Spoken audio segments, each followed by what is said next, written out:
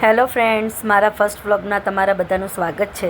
આજે હતો રવિવાર અને અમે ગયા હતા મહેસાણા જિલ્લાના મરતોલી ગામમાં. મરતોલી ગામમાં ચેહર માતાનું મંદિર આવેલું છે. આ મંદિર બહુ જ સુપ્રસિદ્ધ અને ભવ્ય છે. આ માતાજીનું બહુ જ માન્યતાઓ છે.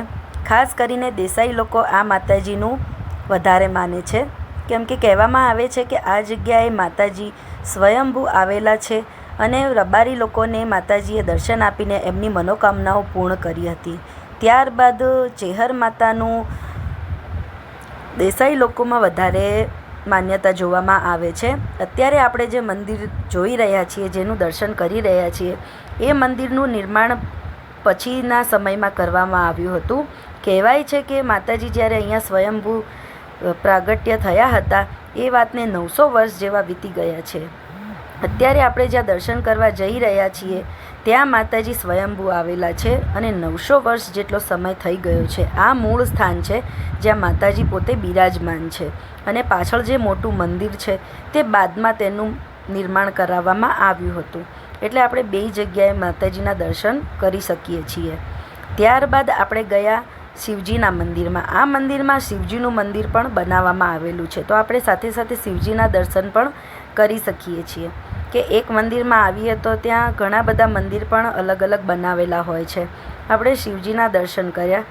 ત્યારબાદ આપણે જઈશું એ વડલા નીચે જ્યાં માતાજી સ્વયંભૂ હતા ત્યાં આપણે દર્શન કરવા જઈશું. એ જગ્યાએ માતાજી પોતે બિરાજમાન છે. અહીંયા માતાજીનો સાચ બહુ જ છે. ત્યારબાદ એના પછી આપણે જઈશું હનુમાનજીના દર્શન કરવા. આ મંદિરના પ્રાંગણમાં હનુમાન દાદાનું પણ મંદિર છે, જેથી કરીને ભક્તો દર્શન કરી શકે. તે ઉપરાંત આ મંદિરમાં રહેવા અને જમવા માટેની પણ સગવડ છે. રહેવા માટે અહીંયા બહુ જ સારા રૂમ વગેરે બનાવેલા છે અને અહીંયા બહુ જ મોટી ભોજનશાળા છે જે ચાલે છે. ત્યારબાદ આપણે જઈશું આગળ દર્શન કરવા. કહેવાય છે કે અહીંયા જે ભુવાજી બેસતા હતા અને જે માતાજીની પ્રાર્થના કરતા હતા એ ભુવાજી, ત્યારે એમણે માતાજીને ચૂંદડી અને 5 લાડુ ચડાવ્યા હતા. એ ચૂંદડી અને એ 5 લાડુ આટલા વર્ષો થઈ ગયા પરંતુ હજુ એવા ને એવા જ છે. કહેવાય છે કે આ લાડુ જે 5 અહીંયા મૂકવામાં આવ્યા છે એ કોઈ દિવસ બગડતા નથી. તમે જોઈ શકશો કે આ 5 લાડુ આવી રીતે મૂકેલા છે કે કોઈ દિવસ બગડતા નથી. એટલું અહીંનો માતાજીનો મહિમા છે.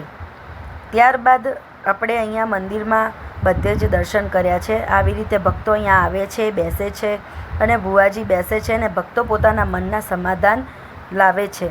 ત્યારબાદ આપણે જોઈશું આ યજ્ઞશાળા છે. અહીંયા ભક્તો આવીને યજ્ઞ કરાવે છે. લગભગ અહીંયા અમે તો જ્યાં સુધી રવિવારે જઈએ છીએ ત્યારે યજ્ઞ ચાલુ જ હોય છે, પણ લગભગ અહીંયા રોજ યજ્ઞ થતો જ હોય છે. કોઈને કોઈ ભક્ત આવતા જાય, એમની મનોકામના પૂર્ણ થાય એટલે એમની રીતે યજ્ઞ કરાવે છે. અને અહીંયા બહુ મોટી ભોજનશાળા પણ છે કે જ્યાં તમને વિના મૂલ્યે ભોજન આપવામાં આવે છે. કે અહીંયા ભોજન માટે 1 પણ રૂપિયો લેવામાં આવતો નથી. ભોજનાલયનો સમય છે સવારે 11 થી 2 અને સાંજે 7 થી 9. તો એ સમયમાં તમારે પહોંચી જવું પડે છે. તમને ભોજનાલયમાં તમે જમવા જાઓ એટલે તમને એક ટિકિટ આપવામાં આવે છે. એ કૂપન લઈને તમારે આગળ જમવા જવાનું હોય છે. અહીંયા તમારો જમવા માટેનો 1 પણ રૂપિયો લેવામાં આવતો નથી, પણ તમે તમારી ઈચ્છા મુજબ મંદિરમાં કોઈ પણ દાન લખાવી શકો છો અથવા તો દાનપાત્રમાં નાખી શકો છો. હવે આપણે કૂપન લઈને અંદર જમવા આવ્યા છીએ, તો ત્યાંથી આપણે કૂપન મૂકી દેવાની છે અને આપણે થાળી વાટકી વગેરે લઈ લેવાનું છે. ભોજનશાળામાં મોબાઈલ ફોન અલાઉડ નથી, પણ તો પણ અમે આ થાળીનો એક વિડીયો લીધો છે કે જેથી તમને જણાવી શકીએ કે જમવામાં શું હોય છે. જમવામાં દાળ, ભાત, શાક, રોટલી શુદ્ધ જમવાનું હોય છે અને સરસ ટેસ્ટ પણ હોય છે.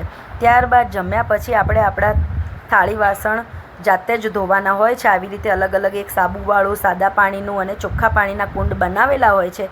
એમાં આપણે આપણી થાળી જાતે ધોઈને જ મૂકી દેવાની હોય છે. ત્યારબાદ અમે જમી લીધા પછી હવે ઘર તરફ જવા માટે નીકળીએ છીએ. તો છેલ્લે અમે મંદિરમાંથી ભગવાનનો હાથ જોડીને ટીકી કરીને ઘરે જવા માટે નીકળી જઈએ છીએ.